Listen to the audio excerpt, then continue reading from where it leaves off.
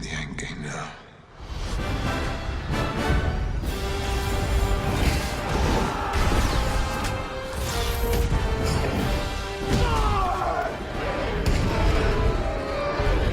My name is Jen Underdahl, and I was the visual effects producer on Marvel's Endgame.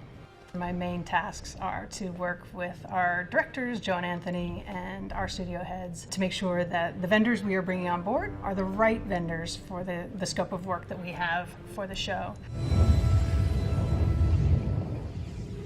I have to look at these two movies as a single project. It's Thanos' movie, Infinity War is. So in 2016, we knew that very early on we were going to need to test this before we even shot a frame of footage to give some sort of ease and peace of mind to our filmmakers that yes, this guy could carry 2/3 of the film. We worked with Josh's people and our production staff to bring him in and work with Joe and Anthony. We did some very early testing in a mocap volume. We had the head cam set up. He's got dots on his face, and those two cameras are capturing his facial performance. So we kind of did this whole gauntlet. This whole gauntlet of testing and scanning, capturing every aspect of Josh's face in different range of motions. So not only was it a technical discovery for us, it was also a character discovery for Josh, Joe, and Anthony. And what we found, we kind of had imagined Thanos being this big, mean, kind of over-the-top character. But how Josh played him, it was beautiful. His performance was menacing but subtle, terrifying, but in little flinches. So we realized at that moment that we really needed to have a company that could capture all that and pull his performance through the prosthetics so that when you are like this on Thanos, you felt the terror in your bones with this character, because you had to.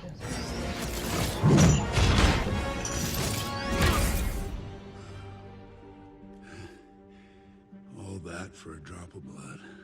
Digital Domain and Weta were key in Thanos' development. So we gave them all this scanning data, we gave them all this footage, and in the end, a couple months later, they turned around a version of Thanos that looked crazy like Josh. Ideally, in any situation when you have a digital character, you want to have two actors acting to one another. That's where the magic happens, and we can replace it digitally, but we certainly can't manufacture that performance. So it's really important for us to put the actors in a situation where they are speaking to one another face to face, eye to eye, line to eye line. Now, it gets complicated by the fact that Thanos is 15 feet tall. If Josh is in movement, for example, fighting with anybody, we put proxies on him. We put like displacement suits. That's so that if you have to touch him or interact with him in any way, the opposing actor's hands are in the correct position. Eye lines, same thing. We will oftentimes put an eye line on a pole, on a backpack. He looks kind of silly on set, but he's pretty awesome about it. But oftentimes, whatever, we try as much as possible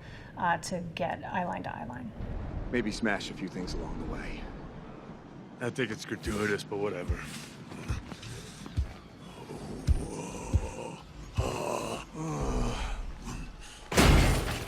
So the whole goal with Smart Hulk was to bring old Hulk together with Dr. Banner. And what was that going to look like? I put the brains and the brawn together, and now look at me.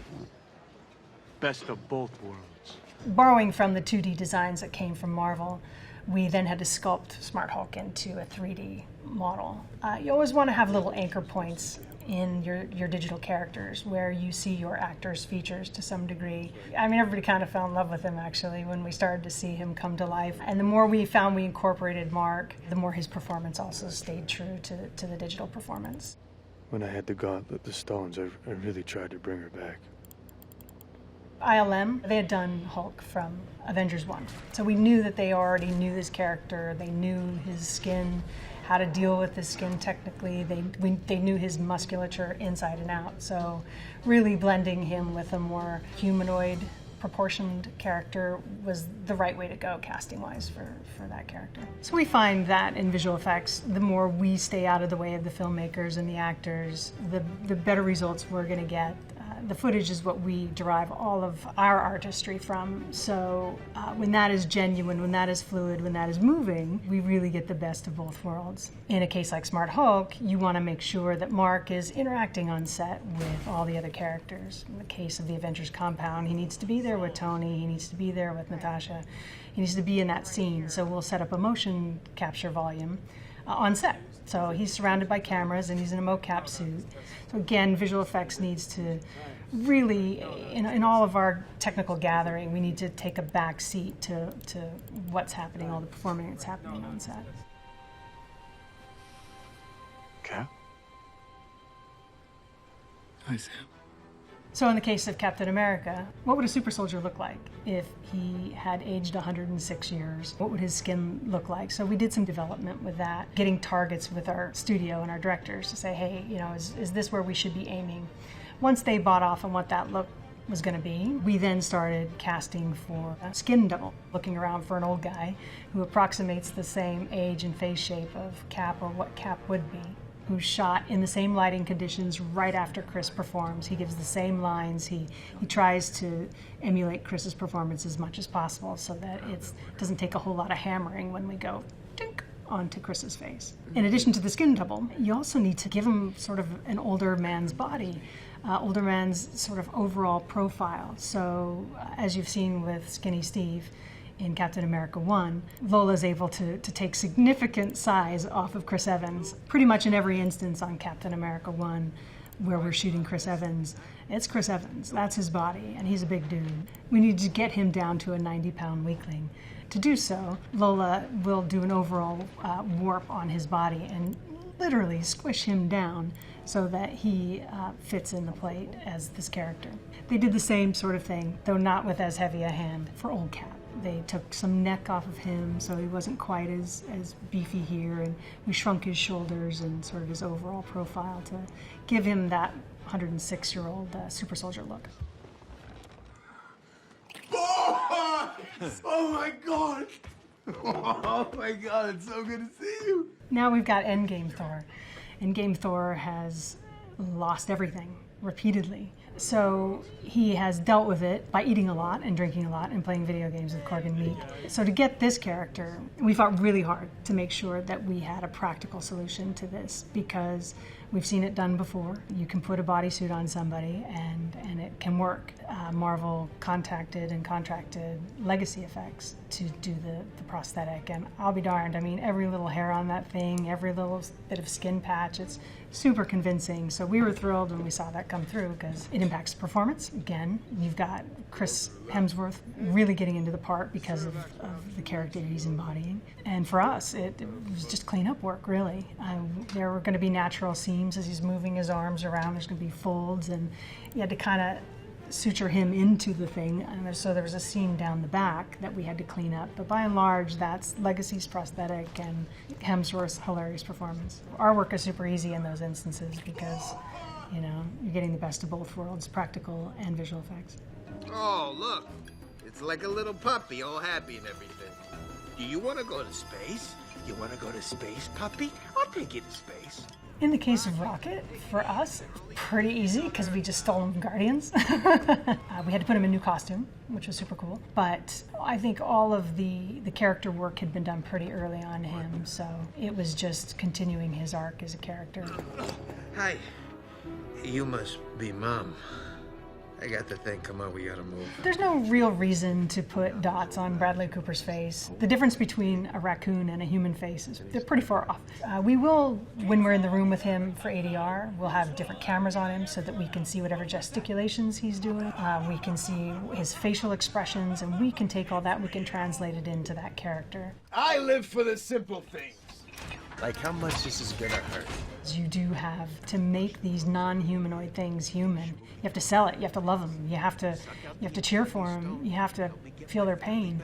And oftentimes, that can come down to just a simple layer of water in the eye that we put in just to really pull you emotionally into a scene. So on set, we'll have a body double, Sean Gunn, who is remarkable at getting to Rocket's 4 foot high. I mean, he folds himself up. It's crazy how he's able to do it and walk and jump down from ledges. And those are important, as we talked about, because you want to have your actors acting against one another. And also helps a great deal with camera blocking, so that our camera guy knows how to go from a digital thing, to a live action element. This is the fight of our lives, and we're gonna win. Whatever it takes. You may have noticed the time suits are a combination of Ant-Man, Tony Stark, and Guardians tech. And that took quite a while for us to land on. By the time we got a final version, we were already into principal photography, which we knew we were going to build them anyway because of how they needed to nano on and off with Tony's tech. So it ended up being that the costume department, they didn't have time to develop, fit, and fabricate all the costumes for those hero characters. So we ended up doing it digitally. And so you don't notice, but every time you see one of your heroes in that suit, it's digital. Challenge there was getting the right color tone. We also tried very early on in previs the notion of having the helmet be made of the Guardians of the Galaxy breather mesh that allowed them to travel into space. We have some early development of them with that kind of being a bubble around their head, but as soon as we started seeing it come up in the post-vis footage, the directors were like, don't think that looks as heroic as it could possibly look. So we went ahead and developed helmets for the suits. The Guardians tech then just became the visor.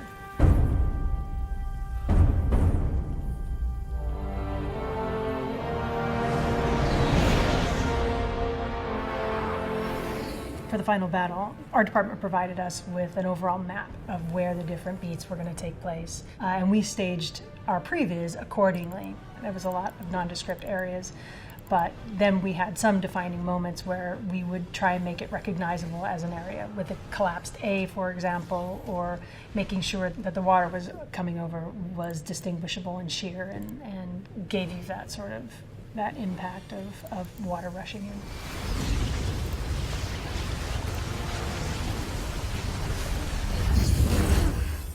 Don't worry. She's got help. For the Women of Marvel scene, where all the female characters collect before they take on Thanos, everybody was there on set for that day. So being on the stage with all of these tremendous actors was pretty cool moment to witness that. It was pretty energetic and monumental. I think people understood what they were watching. Ultimately, we ended up having to roto some of our characters off during specific action beats and then completely replace the entire background. That happened quite a bit. It gives the filmmakers more flexibility. It allows them to steal parts from one performance to another part of the sequence. So our building these sets in full CG really allows our filmmakers a lot of flexibility, not only with their live action elements, but with the digital replacements when you have a beat that doesn't cut together as smoothly as you'd like. Oh, you gotta be shitting me. Cap versus Cap is an example of a lot of green screen being shot for what you wouldn't otherwise think was an entirely digital and synthetic environment. We had very bare bones set. When they were up on the walkway, for example, we had that part built, we had the stairs built, but pretty much everything else was a digital build. All the glass, all the building, all the background, all the office furniture, everything is digital. The background is a plate of New York skyline at the appropriate height, so that you can get the building tops and the distant background. Then you have another layer of kind of closer buildings that are more in 2.5D, maybe not solid 3D. And then you've got your building structure, so the girders, the mullions, all the glass, all the reflections off all the internal glass, the plants, the telephones, the desks, every little section of glass in that environment is digital. To shoot it, we had Chris Evans act both parts. And then the moments where they were interacting, we had a body double. So you could get the contact moments, you could get the true fight moments.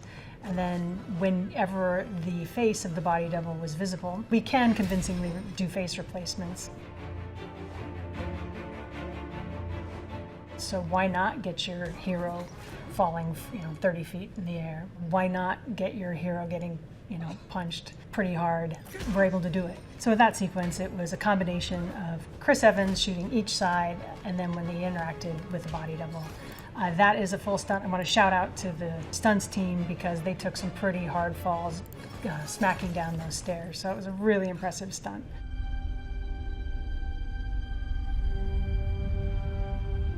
We were all pretty excited when Captain Marvel came out and when we knew that we were going to get to work with his character. Luckily, we were standing on the shoulders of the great effects team that came before us, so they had developed this really beautiful binary look that we were able to just get in the hands of our vendors. That development was happening as we were posting, so it was a little bit of us chasing them down the line, but in the end, I mean, I think I really love where they landed with that look.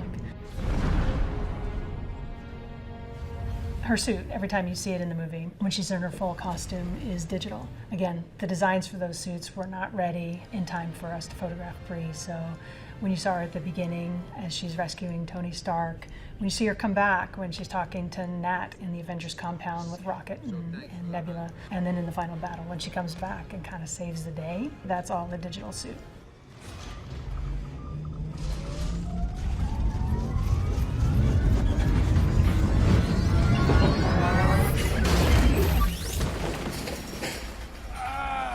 In our world, for visual effects, we do want to try and get as much practical as we possibly can.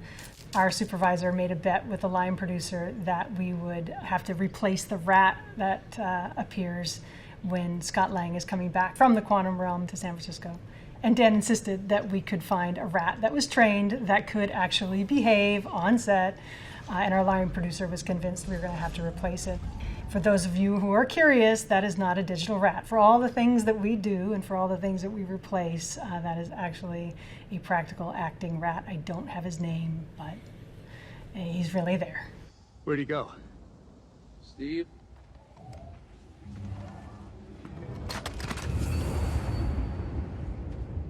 The blip effect that we ended up calling it, the sort of post-snap, people disappearing look, that was months of development, and it was supposed to be quiet. It was supposed to be elegant. There was a little bit of pain mixed in, but the pain was really supposed to be felt by the audience and their characters disappearing. So we wanted to give that silence to the viewership.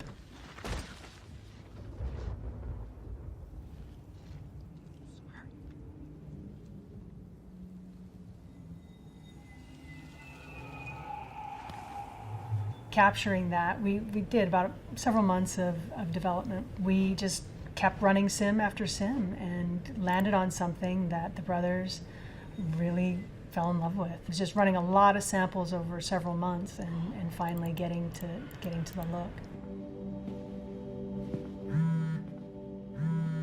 The notion of having the characters reform on screen did come up, but I think everybody could visualize pretty clearly that that would just be a little too weird. You don't really want to see that, and much more powerful if it happens off screen.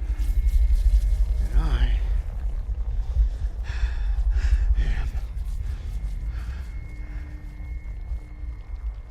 Iron Man. The Tony snap, that was challenging in that we knew the emotional weight that was going to carry. We, as our part in it, had to take a very back seat to that moment, to that performance. So technically, having the background in there, that was not a problem. But finding the right tone of the tendrils of the Infinity Stones eating away at the suit as the suit is struggling and fighting to protect Tony. And you know in that moment that he's not powerful enough to withstand what's coming. And to be able to portray that in a very quiet, visual way and be in the background of what Robert was doing in that moment, well, it took some time to get that right. You'd be lucky to find a dry eye on that one. We're gonna be okay.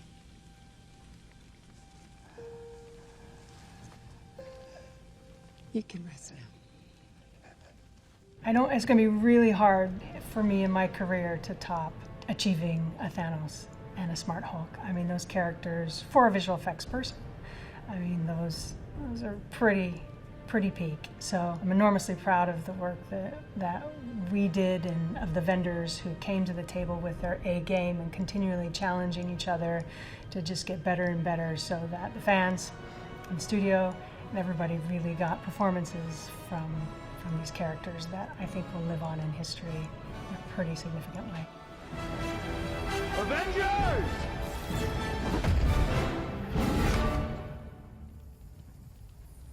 Assemble. No!